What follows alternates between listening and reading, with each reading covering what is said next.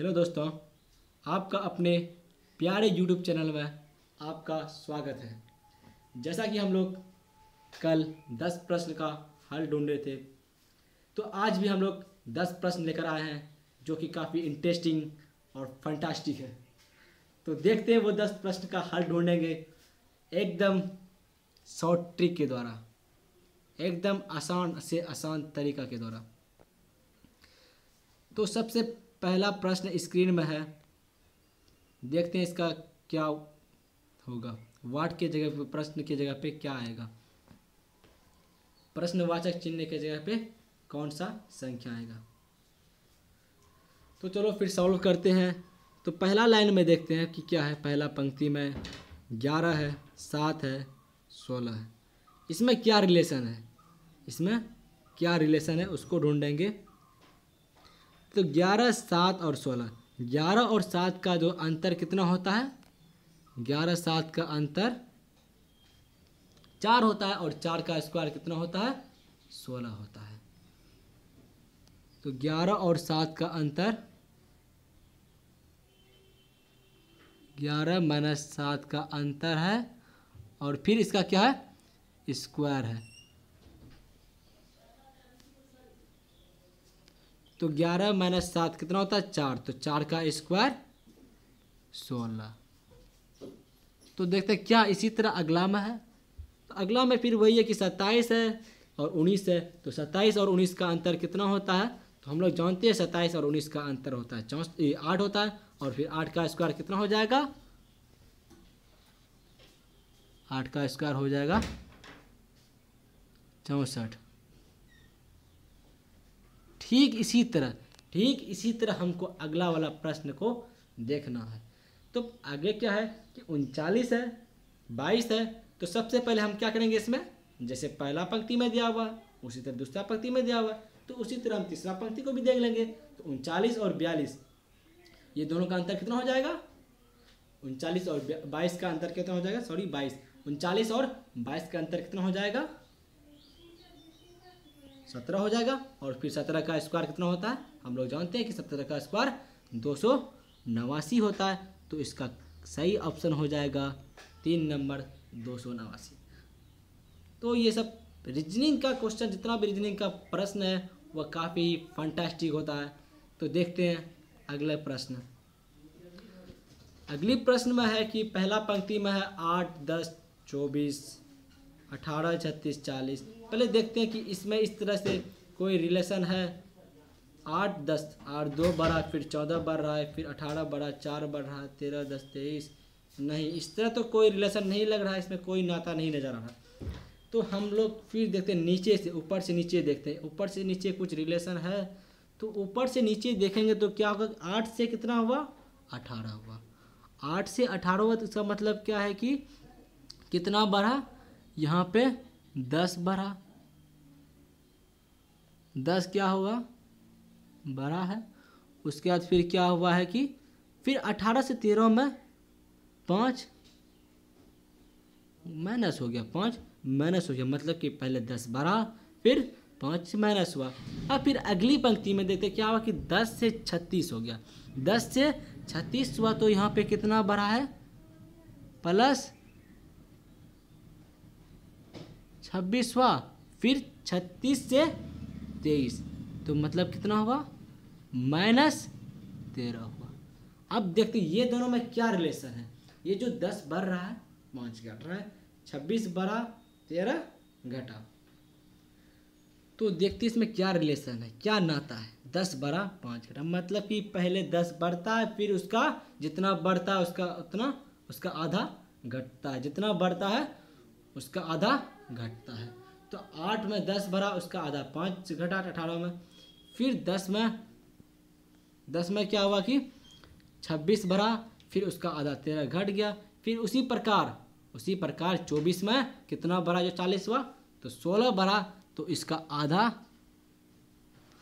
आधा कितना होगा, 16 का आधा 8। तो 16 बढ़ा, अगला में क्या हो जाएगा कि इसका आधा 8 घट जाएगा। तो 40 में जब 8 को घटा देंगे कितना बचेगा, 32 बचेगा। तो इसका सही ऑप्शन, सही विकल्प, करेक्ट ऑप्शन क्या हो जाएगा, 3 नंबर 32।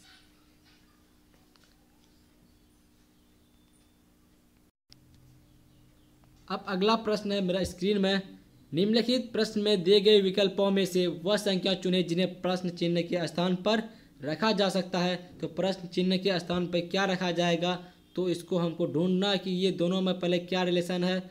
243, 210 और फिर 14, 15, 9, 27, 9, 12, ये सब में पहले हमको क्या ढूंढना, क्या नाता है, उसके बाद इसका हल निकलेगा।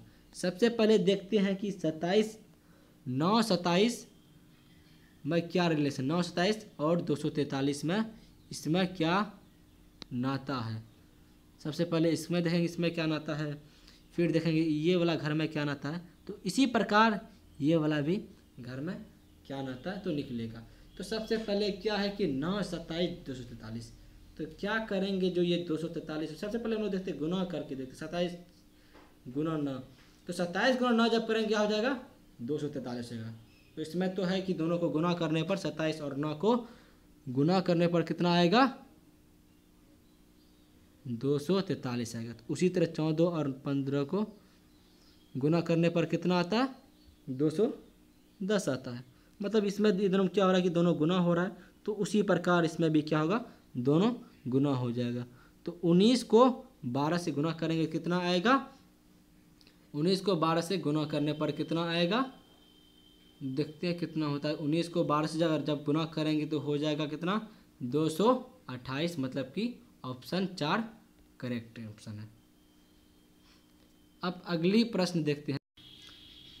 अगली प्रश्न स्क्रीन में है कि दिए गए विकल्प में से बेमेल संख्या ज्ञात कीजिए। जो अलग है, जो बेमेल है उसको हमको निकालना है। तो पहला ऑप्शन में है 56, दूसरा ऑप्शन में 90 है, तीसरा ऑप्शन में है 154 और चौथा ऑप्शन में 132 है।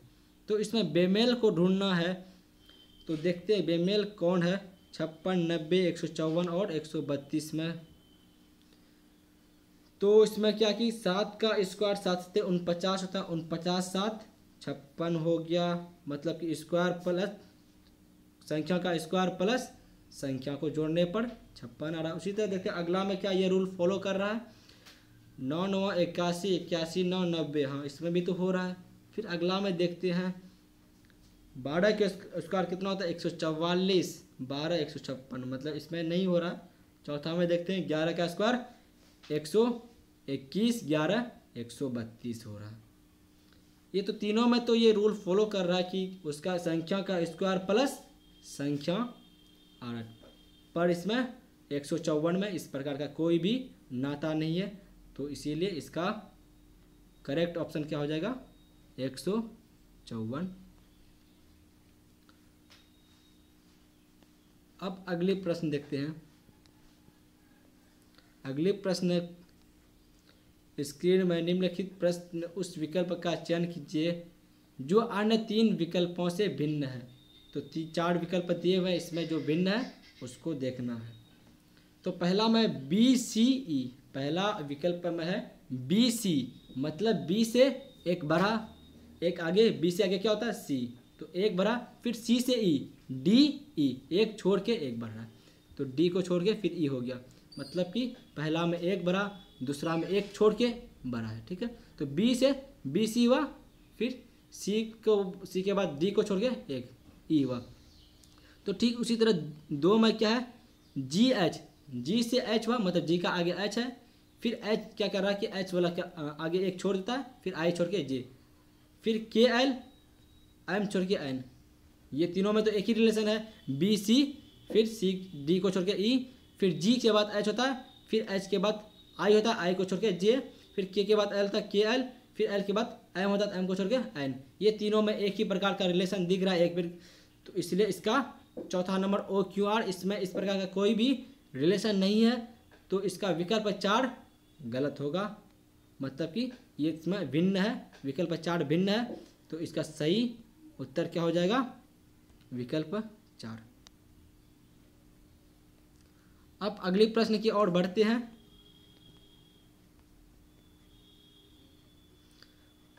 ये क्वेश्चन तो बहुत ही इंटरेस्टिंग लग रहा है। दिए गए विकल्प को संबंधित शब्द का चयन कीजिए। मानचित्र मानचित्र जो बनाता है उसको क्या बोलते हैं? मानचित्रकार।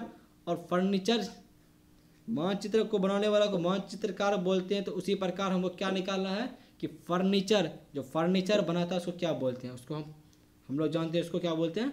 बरई बोलते हैं। तो इसका विकल्प 4 सही उत्तर होगा, बरई। अब अगले प्रश्न की ओर बढ़ते हैं।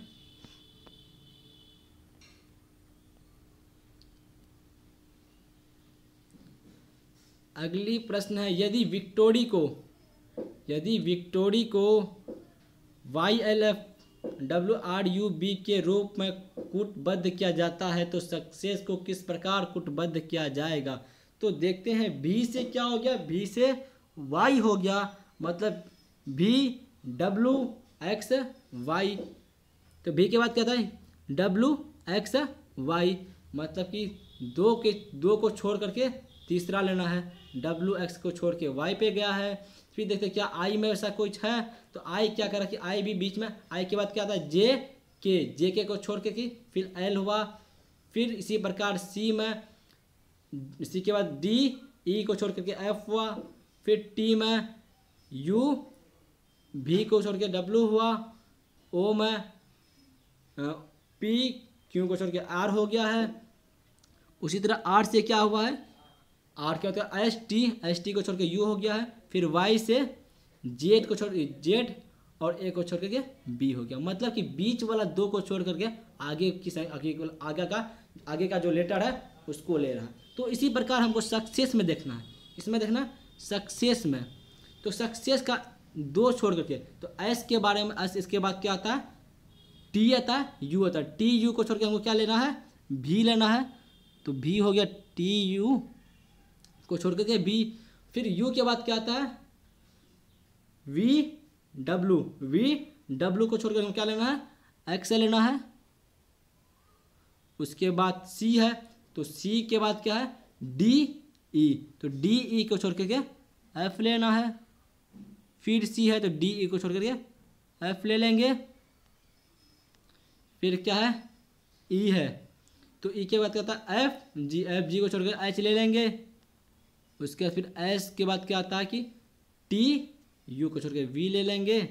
फिर ऐसा तो V ले लेंगे। तो क्या आया? VXFFHVV। तो करेक्ट ऑप्शन देखते कौन इससे मिल रहा है। तो VXFFHVV, मतलब कि इससे मेरा जो आंसर निकला है उससे ऑप्शन नंबर 3 बिल्कुल ही मैच कर रहा है। तो इसका सही ऑप्शन हो जाएगा ऑप्शन नंबर 3, VXFFHVV। अब बढ़ते हैं अगली प्रश्न की ओर। अगली प्रश्न स्क्रीन में है, कक्षा में एक छात्र का रैंक शीर्ष से 10वां और नीचे से 31वां है। कक्षा में छात्र की कुल संख्या ज्ञात कीजिए।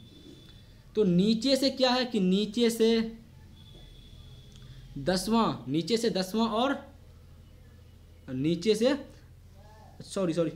नीचे शीर्ष से 10वां, शीर्ष से 10वां, नीचे से 31वां है। नीचे से 31वां और शीर्ष से 10वां है। तो कक्षा में छात्रों की कुल संख्या ज्ञात कीजिए। तो देखते हैं कि नीचे से कितना? 10 हो गया। 10 प्लस कितना हो जाएगा? 31। तो 10 प्लस 31, पर 10वां स्थान भी उसी छात्र का है, एक ही छात्र का है, और 31वां स्थान भी एक ही छात्र का। तो इसमें क्या हो जाएगा कि 10 प्लस 31 माइनस 1, क्योंकि हम एक ही छात्र को 2 बार जोड़ रहे हैं, क्योंकि 10वां स्थान भी एक ही छात्र का है और 31वां स्थान की भी वही छात्र का है। तो एक छात्र को जब 2 बार जोड़ रहे हैं तो यहाँ पे क्या हो जाएगा कि 1 माइनस हो जाएगा। तो 31 10 41, 41 में 1 घट जाएगा, क्या हो जाएगा? 40 हो जाएगा। इसका मतलब विकल्प 2 सही उत्तर है। अब चलते हैं अगली प्रश्न की ओर। अगली प्रश्न 4 संख्याएं दी गई है, जिनमें से 3 किसी प्रकार के एक समान है जबकि एक भिन्न है। भिन्न का चयन कीजिए, भिन्न का चयन कीजिए। तो इसमें देखते हैं कि कोई रिलेशन है। पहले देखते हैं 8 का स्क्वायर 88 64 प्लस 4 68, तो इसमें तो हो गया। पर देखते हैं दूसरा में 88 64 8 72 हुआ, फिर 6 36 12 48 9 9 81 15 96, ये इस प्रकार का तो कोई रिलेशन नहीं लग रहा है, ऐसा कोई भी रिलेशन नहीं है इसमें। देखते हैं फिर अलग थोड़ा खुराफाती देखते हैं। 68 68 किसका विभाजक है? हम लोग इसमें देखते हैं कॉमन विभाजक क्या है, कॉमन इसका गुणनखंड देखते हैं। तो 12 से 72 भी भाग लगती है, 48 भी भाग लगता है, 96 भी भाग लगता है, पर 68 इसका गुणनखंड नहीं है। तो देख, तो 12 का गुणनखंड 72 भी है, 48 भी है, 96 भी है, पर 68 12 का गुणनखंड नहीं है। तो इसी प्रकार इसका सही उत्तर हो जाएगा 68।